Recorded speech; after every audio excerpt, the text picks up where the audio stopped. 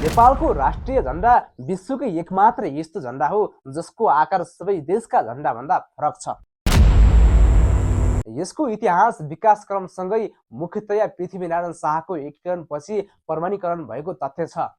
विक्रम सम्वत 1850 भन्दा पहिले पृथ्वीनारायण शाहले नेपाल एकीकरण गर्नुभन्दा अगाडि नेपालमा विभिन्न राज्यहरू थिए र ती राज्यहरूका आफ्नै किसिमका झण्डा थिए। प्रायजसो ती झण्डाहरू त्रिकोण आकार र हिन्दू परम्परासँग जोडिएका हुन्थे। 19औं शताब्दीदेखि नेपालमा दुईवटा त्रिकोणलाई एकै ठाउँमा जोडेर बनाएको दोहोरो त्रिकोण आकारको झण्डा प्रचलनमा आएको हो। यी झण्डाहरूलाई आधुनिक र आधिकारिक रूप दिनका लागि विक्रम सम्वत 2019 र सन् 1962 मा केही परिमार्जनहरू गरिएको छ। सन् 1962 भन्दा पहिले झण्डामा सूर्य र चन्द्रमाको बीचमा मानिसको अनुहारको आकृति, आँखा, नाक, मुख हुन्थ्यो। नयाँ संविधान जारी भएपछि अनुहारका आकृति हटाइयो।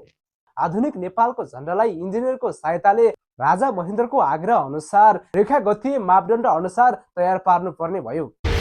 राजा महेन्द्रको आग्रह अनुसार नेपाली झण्डालाई यसरी डिजाइनिङ गरियो कि जसमा प्राकृतिक स्वरूप पनि ढाकिएको छ, जस्तै सूर्य र चन्द्रमा। दर्शकबिन, तपाईहरुलाई आजको यो भिडियो कस्तो लाग्यो? जस्तो लाग्यो त्यस्तै प्रतिक्रिया कमेन्ट बक्समा गएर छोड्न नभुल्नुहोला।